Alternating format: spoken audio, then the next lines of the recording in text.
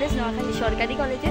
তো হঠাৎ করেই চলে আসা, কোনো প্রস্তুতি নেই, একটা কাজে এসেছিলাম এখানে। আর দেখো পিছনে কত পুকুর একটা আছে, এখানে অনেকগুলো ভবন আছে, তো দেখা যাক। আর এখানে ভবনে দেখো অনেক ছাত্রছাত্রীরা আছে যারা এখানে আসছে। এই যে এখানে আসা হতো না, বাট কীভাবে যে চলে এলাম।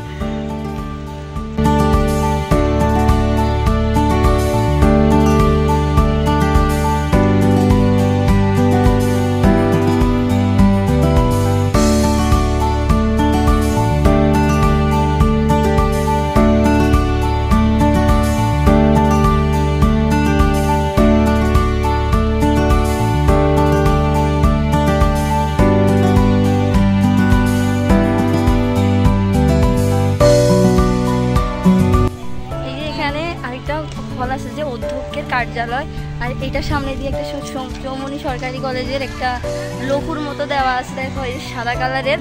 এখানে অনেকগুলো ফুল আছে, ফুলের পরে এখানে অনেক খেলা হইতেছে অনেক।